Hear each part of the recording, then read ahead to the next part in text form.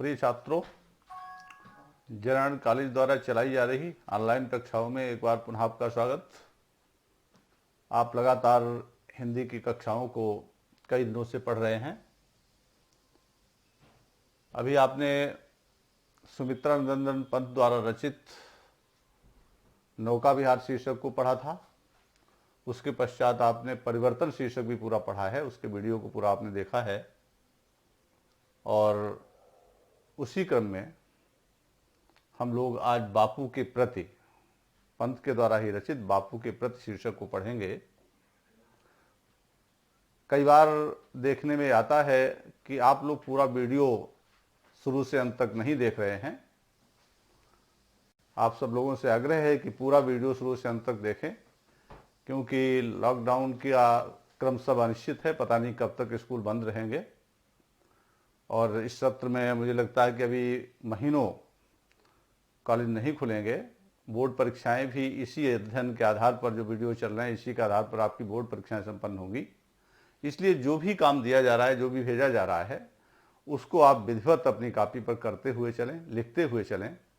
कोई कठिनाई अगर आपको रहती है तो आप व्हाट्सएप पर फ़ोन करके पूछ सकते हैं, मैसेज करके पूछ सकते हैं। और अगर कोई वीडियो आपको आज देखने से रह गया है, कोई बच्चा नया जुड़ा है, तो राइट हैंड पर आप आई बटन को दबाएं तो आपको वीडियो की प्लेलिस्ट मिल जाएगी। और आपके ग्रुप में पीडीएफ भी भेजे जा रहे हैं, उनको भी देखकर आप अपने कार्य को विधिवत करते हुए चलें। बहुत सिंसियर होकर के इस अध्ययन को आपको करना है। तो आप आइए देखें, बापू के प्रति शीर्षक में बापू को एक युग पुरुष की संज्ञा दी गई कि एक युग पुरुष हैं, इन्होंने स्वतंत्रता के लिए बहुत काम किया है। तो उनका शरीर तो वैसे ही वो कृशकाय थे, बड़े दुबले पतले थे। तो कवि ने उनके शरीर की विशेषताओं को ही सबसे पहले इसमें व्यक्त किया है कि तुम मांसहीन, तुम रक्तहीन। हे युग पुरुष गांधी जी, आप लगता है कि मांस और रक्त से रहित हैं, आप में मांस और रक्त नहीं है। हे अस्थि शेष, तुम अस्थिहीन। आप तो बिल्कुल अस्थि शेष, आपके शरीर में केवल हड्डियां ही मात्र अवशेष हैं, लेकिन आप अस्थिहीन हैं। आपके शरीर में हड्डियां ही मात्र शेष हैं, आप कंकाल मात्र हैं, हड्डियों का ढांचा मात्र हैं, लेकिन आपके अंदर लगता है अस्थियां है ही नहीं। देखिए एक विरोधाभास कि अस्थियों का ढांचा भी है और आप के अंदर अस्थियां हैं ही नहीं। तो यहां पर ये क्या है, एक विरोधाभास अलंकार भी ऐसे स्थान पर आ जाता है। अर्थात आपके अंदर किसी प्रकार की कोई क्रूरता और कठिनाई नहीं है। तुम शुद्ध बुद्ध आत्मा केवल। ये कहना चाहते हैं, यहां पर कवि कहना चाहता है कि आप आत्मिक शक्ति से संपन्न हैं। आपके अंदर हड्डियां नहीं हैं, आपके अंदर कठोरता नहीं है, लेकिन आप आत्मशक्ति से संपन्न हैं। तुम शुद्ध बुद्ध आत्मा केवल। आप मन से बड़े शुद्ध, बड़े जागृत आत्मा वाले हो, अर्थात आत्मशक्ति से संपन्न हो। इसीलिए आप आत्मशक्ति से संपन्न हैं, जागृत आत्मा वाले हैं, इसीलिए आप चिर पुराण, इसलिए आप सनातन भी हैं। चिर पुराण का मतलब क्या होता है? चिर पुराण मतलब आप कह सकते हो सनातन, प्राचीन विचारों से युक्त। इसलिए आप चिर पुराण भी हैं, सनातन भी हैं, और आप चिर नवीन, और आप नवीनता से युक्त भी हैं। अर्थात आप में प्राचीनता और नवीनता दोनों का समन्वय है। तुम पूर्ण इकाई जीवन की, जिसमें असार भव शून्य लीन। आपका जो जीवन है पूर्ण मानवता के आदर्श से संपन्न है। अर्थात आप एक पूर्ण पुरुष हैं, और आप इस प्रकार एक पूर्ण पुरुष हैं, इस प्रकार आप के अंदर मानवता का चरम आदर्श है कि आपके आधार पर, आपके सिद्धांतों को देख करके ये जो भवशून्य लीन, ये जो संसार की असारता है, जो संसार का खोखलापन है, असारता का मतलब आप समझ लें खोखलापन। जो संसार का खोखलापन है, जे आपको देख करके ये आप में विलीन हो जाएगा। आप संसार की असारता समाप्त हो जाएगी आपके आदर्शों को के सामने, आधार अमर होगी जिस पर भावी की संस्कृति समासीन। और आपके अंदर जो स्थायी आदर्श हैं, जो शाश्वत आदर्श आपके अंदर है, प्रेम है, अहिंसा है, बंधुत्व है, इन सभी के आधार पर ये भारत की जो भावी संस्कृति है वो समाधिष्ठित होगी, भावी संस्कृति आसीन होगी। इस प्रकार कवि ने गांधी जी के आदर्शों पर ही हमारा भारत खड़ा होगा, ऐसा एक सारगर्भित भाव इसमें व्यक्त किया है। आप इसी क्रम में आगे चलते चलें, देखते हैं। तुम मांस तुम्ही हो रक्त अस्थि, निर्मित जिससे नवयुग का तन। जिस प्रकार कवि कहता है, जिस प्रकार मांस, रक्त और अस्थियों से शरीर का निर्माण होता है सामान्यतः, ऐसे ही आपका जो आदर्श हैं, आपके जो सद आदर्श हैं, प्रेम है, अहिंसा है, बंधुत्व है, मानवता है, जो आपके सद आदर्श हैं, इन सद आदर्शों से एक नवयुग का तन खड़ा होगा, एक नवयुग का निर्माण होगा। तुम धन्य तुम्हारा निश्र त्याग। हे गांधी जी, आप महान हैं, धन्य का मतलब महान, आप महान हैं और आपका निस्वार्थ त्याग, निष्काम सेवा वो देश की करते थे, उसके इच्छा फल की नहीं करते थे। आपका जो निस्वार्थ त्याग है वह है विश्व भोग बर का साधन, वही मानवता के कल्याण का श्रेष्ठ साधन बनेगा, बर साधन। जो आपके अंदर जो निस्वार्थ त्याग है, जो आपने कोई स्वार्थ की भावना से देश सेवा नहीं की है, तो वो आपका निस्वार्थ त्याग निश्चित रूप से वो संसार के भोग का साधन बनेगा, अर्थात वो मानवता के कल्याण का एक साधन बनेगा। इस भस्म काम तन की रज से जग पूर्ण काम नव जग जीवन। और आपने अपनी इच्छाओं को त्याग कर, इस भस्म काम तन की रज से आपने जो अपनी इच्छाओं को त्याग करके उसकी रज से, उसकी धूल से, रज माने धूल, उसकी भस्म से इस संसार के सारे काम पूर्ण होंगे। जैसे आपने अपनी इच्छाओं को त्याग करके अपने सारे जीवन का समर्पण किया है और उससे हमको स्वतंत्रता प्राप्त हुई है, स्वतंत्रता में वो काम आया है आपका त्याग, उसी प्रकार ये आप भस्म काम तन की रज से आपने अपनी इच्छाओं को जो भस्म किया है, उसकी रज से, उसकी भस्म से संसार के सारे काम पूर्ण होंगे, सारे समाज को एक स्वतंत्रता प्राप्त होगी और एक नव जग जीवन, सारे भारत को, सारे समाज को एक नया जग जीवन प्राप्त होगा, नया संसार प्राप्त होगा, जीवन में एक नई चेतना आएगी। बीनेगा सत्य अहिंसा के ताने बानों से मानवपन। और जैसे ताने बानों से, सूत के तानों बानों से, सूत के धागों से जैसे किसी वस्त्र का निर्माण होता है, वैसे ही सत्य और अहिंसा रूपी तानों बानों से, सत्य और अहिंसा रूपी सूत्रों से, रूपक अलंकार भी है, सत्य और अहिंसा रूपी सूत्रों से मानवपन, मानवता का निर्माण होगा।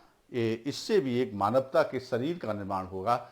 इस प्रकार कवि ने निरंतर गांधी जी को एक नवयुग का निर्माणक, नवयुग का संस्थापक, नवयुग का संचालक, ऐसे विभिन्न रूपों में चित्रित किया है। चित्रात्मक शैली में है, छायावादी शैली में है।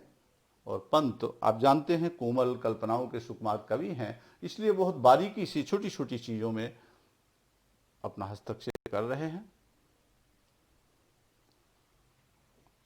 इस पद में आप देखें कि गांधी जी को भी एक वो महापुरुष, एक जीवन मुक्त योगी के रूप में चित्रित करने का प्रयत्न यहां पर कवि कर रहा है।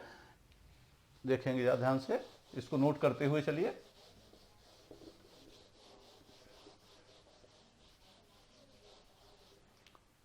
सुख भोग खोजने आते सब, आए तुम करने सत्य खोज। हे पुरुष गांधी जी, इस संसार में हर प्राणी सुख की कामना से जन्म लेता है, सुख की खोज के लिए आता है। संसार में व्यक्ति अपनी शारीरिक आवश्यकताओं के उद्देश्य से जन्म लेता है, लेकिन आए तुम करने सत्य खोज। लेकिन इस संसार में आपने सत्य की खोज के लिए, सत्य की स्थापना के लिए, आत्मिक उन्नति के लिए आपने जन्म लिया। आप साधारण मानव नहीं हैं।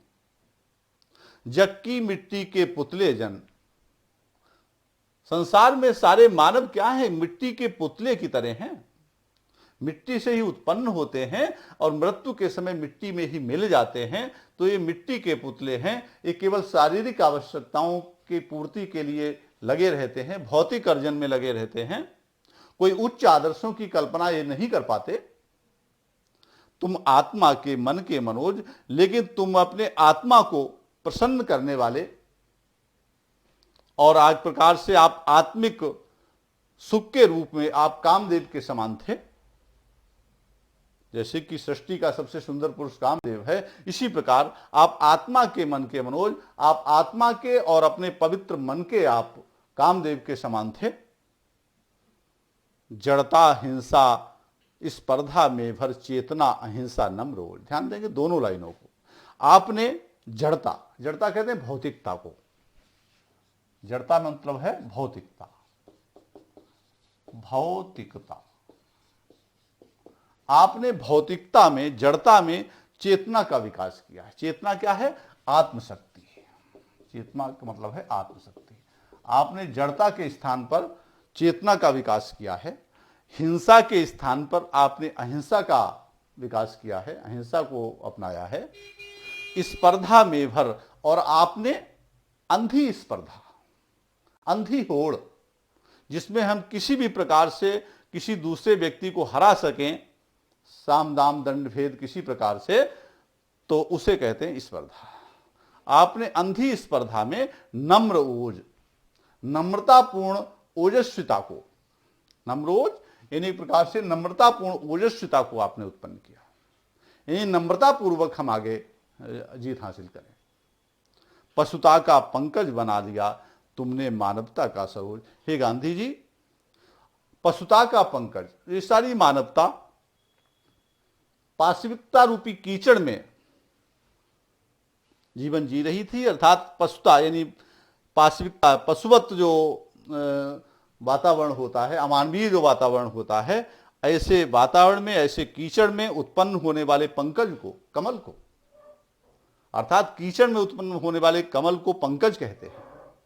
आपने पशुता रूपी कीचड़ में उत्पन्न कमल को आपने मानवता के सरोज में परिवर्तित कर दिया। अर्थात जहां पाशविकता, जहां अत्याचार, जहां नीचता, जहां भेद पलता था, वहां पर आपने मानवीयता रूपी सद्गुण उत्पन्न कर दिए, मानवता का वहां पर स्थापन कर दिया और मानवता का सरोज वहां पर उत्पन्न कर दिया। अर्थात आपने पशुता के पंकज को मानवता के सरोज में परिवर्तित कर दिया। अर्थात आपने जो भ्रष्टाचार, ईर्षा द्वेष, पाप, अनाचार था, उसको आपने मानवता में, दया में, करुणा में, इनमें परिवर्तित कर दिया। अर्थात मानवता के सरोज में परिवर्तित कर दिया। इस प्रकार गांधी जी के उपादानों का, उनके योगदानों का बहुत ही मार्मिक वर्णन कवि ने इसमें किया है, छायावादी शैली में है। और आप देख रहे हैं स्पर्धा है, जड़ता है, मानवता है, पशुता है, ये सब क्या है? ये सब संस्कृत भाषा के शब्द हैं, तत्सम शब्द हैं, इसलिए संस्कृत निष्ठ खड़ी बोली में पाठ चल रहा है, ऐसा आप इसको समझ सकते हैं। पशुबल की कारा से जग को दिखलाई आत्मा की विमुक्ति। पशुबल की कारा से जग को दिखलाई आत्मा की विमुक्ति, विद्वेष घृणा से लड़ने को सिखलाई दुर्जय प्रेम युक्ति। और हमारी जो पूरा संसार जो था वो पशुबल की कारा, अर्थात जो हमारा जो ब्रिटिश साम्राज्य था, उस साम्राज्य के कारागार में हमारा सारा संसार, सारी मानवता बंद थी। उनके अत्याचारों से पीड़ित थी मानवता। दिखलाई आत्मा की विमुक्ति। तो ऐसे बंधन के समय, ऐसे परतंत्रता के समय हे गांधी जी, आपने जग की आत्मा को मुक्ति दिलाई।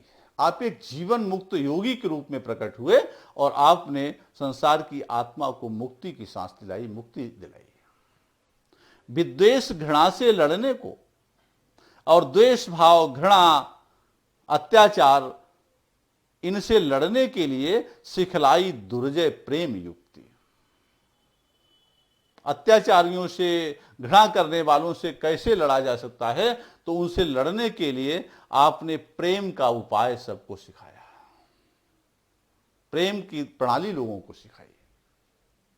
कि प्रेम के द्वारा भी हम शत्रु को जीत सकते हैं।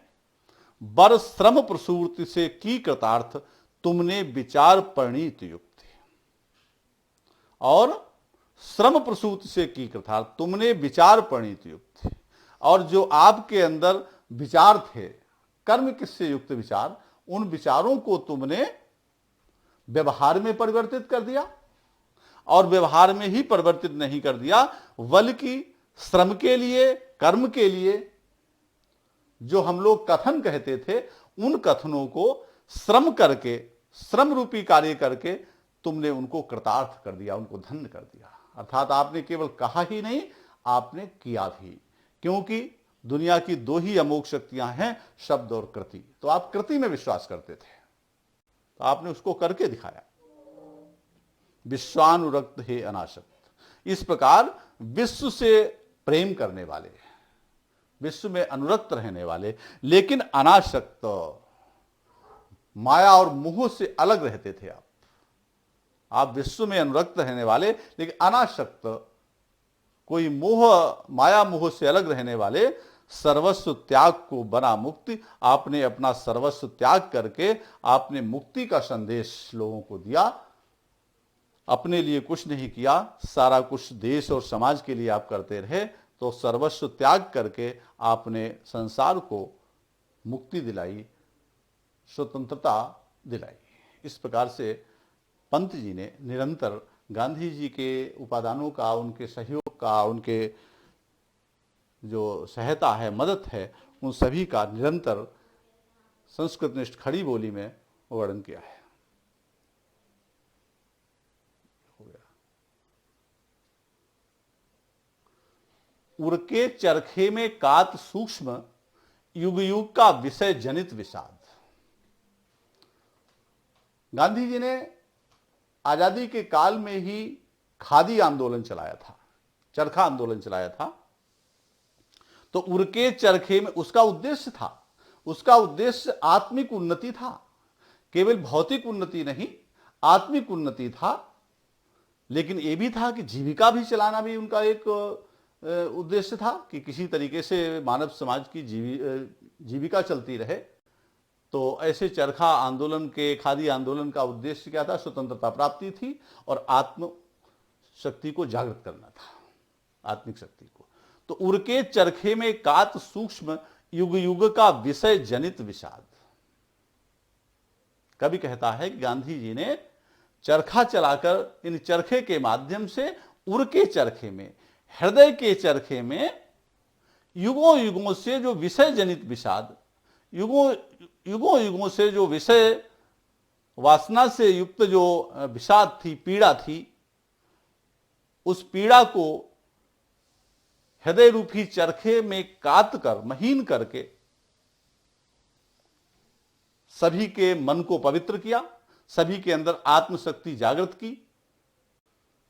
दूसरे रूप में भी इसको कह सकते हैं कि हृदय के चरखे पर स्वाभिमान के सूत को सुलझाकर, सूत को काट करके, और जो मनुष्य के अंदर दबी हुई भावनाएं थी, विषय वासनाएं थी, उसके विषाद को बिल्कुल ही काट करके, महीन महीन काट कर, सुलझा कर उसको आत्मिक शक्ति में परिवर्तित किया, लोगों की आत्मा को पवित्र किया, गुंजित कर दिया गगन जग का। लोगों के अंदर जो कुंठा भाव था उसको भी समझा, उसको भी दूर करने का प्रयत्न किया। गुंजित कर दिया गगन जग का, भर तुमने आत्मा का निनाद। और आपने लोगों की आत्मा को मुक्ति दिलाई, लोगों की आत्मा को, लोगों के आत्मा के शब्द को चरखे के शब्दों के साथ गगन को गुंजायमान कर दिया। अर्थात चरखा की आवाज के साथ आपने लोगों के आत्मा के आनंदमयी संगीत को गुंजायमान किया, सारे जग को आपने गुंजायमान कर दिया, सारे संसार को। रंग रंग खद्दर के सूत्रों में नवजीवन आशा स्पृहा आराध। और आपने खादी के जो धागे थे, खादी के धागों में जो आपने नए रंग भरे, उन रंगों को भरकर आपने लोगों के अंदर एक नया जीवन, नई आशा, नई इच्छा, नई प्रसन्नता उत्पन्न कर दी। अर्थात खादी का निर्माण हुआ, खादी के वस्त्र लोगों ने पहनने शुरू किए, स्वदेशी पर ध्यान दिया और लोगों का रोजगार लोगों को मिलने लगा, जिससे लोगों के अंदर नई आशा, नई इच्छा, नया स्पृहा ये उत्पन्न हो गई। मानवीय कला के सूत्रधार, मानवीय कला के सूत्रधार हर लिया यंत्र कौशल प्रवाद। हे गांधी जी, इस प्रकार आप मानवीय कला के, मानवीय जीवन के आप सूत्रधार थे। आपने मानवीय जीवन के आप संचालक थे। आपने अपने नेतृत्व कौशल रूपी यंत्र के द्वारा, हर लिया यंत्र क्या है? नेतृत्व कौशल। नेतृत्व कौशल रूपी आपने अपने यंत्र से, आपने यंत्र जो यांत्रिक सभ्यता एक प्रकार से थी, उसको भी आपने, उस परेशानी को भी दूर किया, अर्थात लोग अपना रोजगार खुद करने लगे, यंत्रीकरण से भी लोगों को मुक्ति दिलाई। और आपने स्वतंत्रता की चुनौती को, प्रवाद माने चुनौती, स्वतंत्रता की चुनौती को भी आपने स्वीकार किया। इस प्रकार आप मानवीय कला के सूत्रधार बने, संचालक बने। आगे बढ़ें।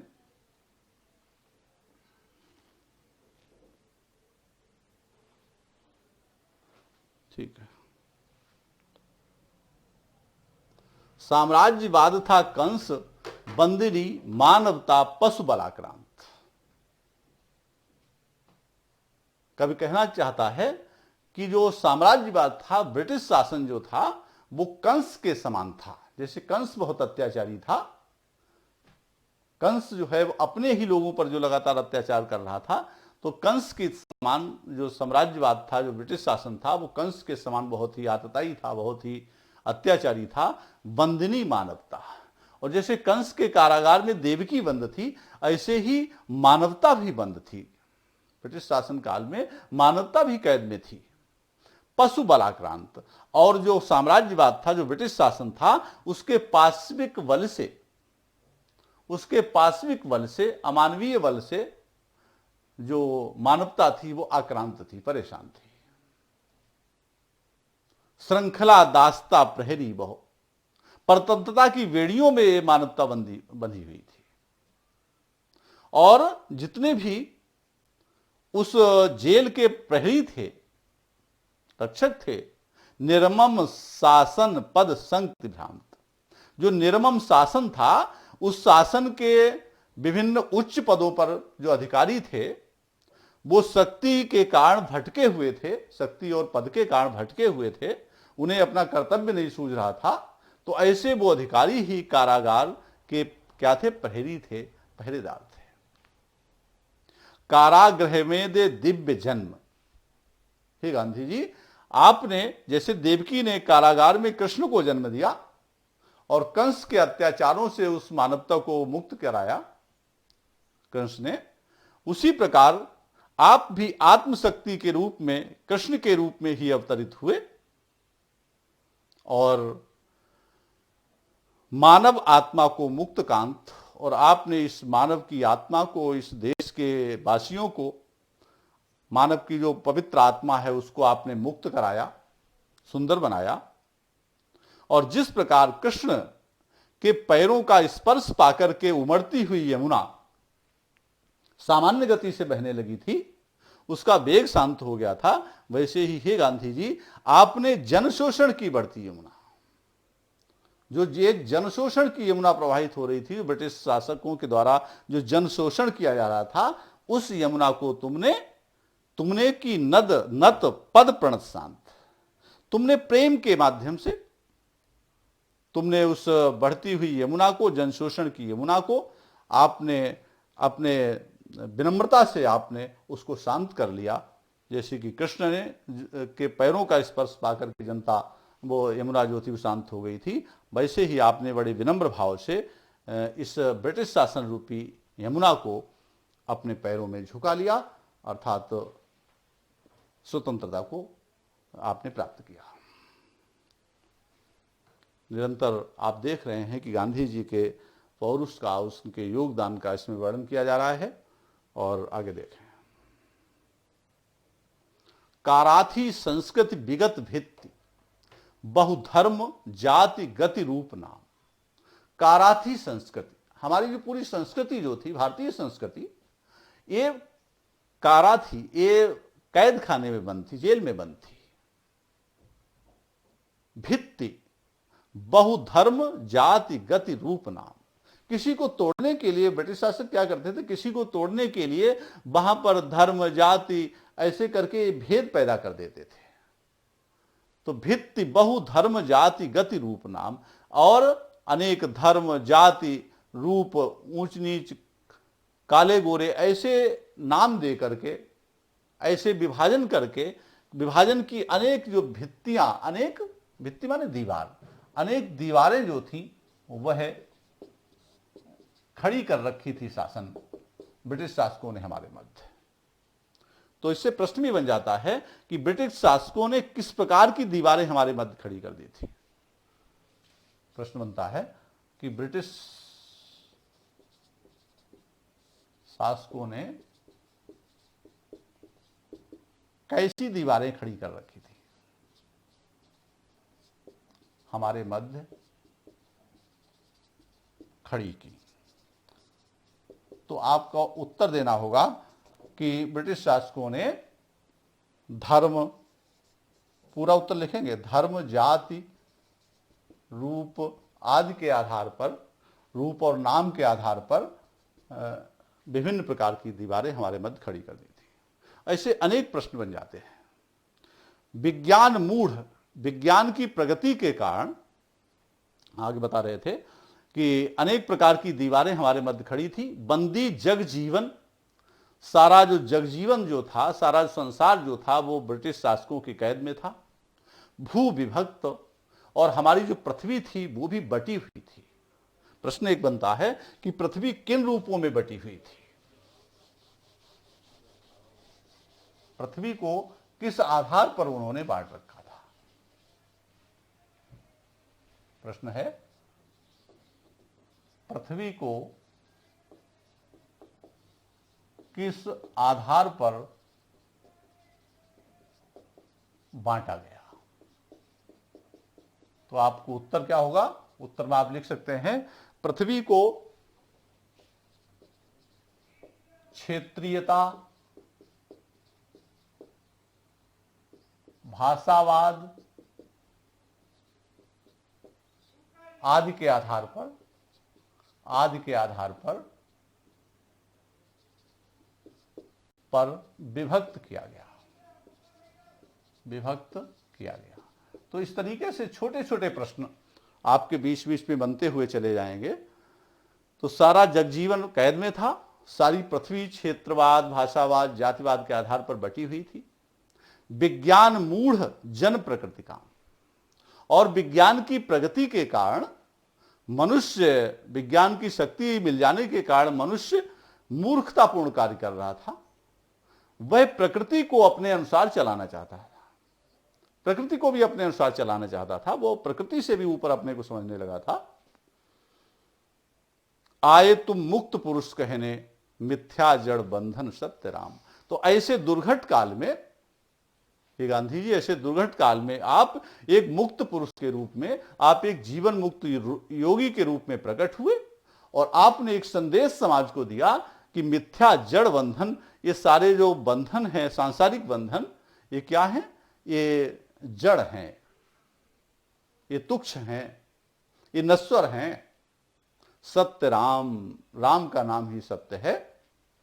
नानृतम जयति सत्यम माव है, ना अनृतम जयति, असत्य की जय नहीं होती है, सदैव सत्य की जय होती है। सत्यम माव है, सत्य से डरो नहीं। जय ज्ञान ज्योति तुमको प्रणाम।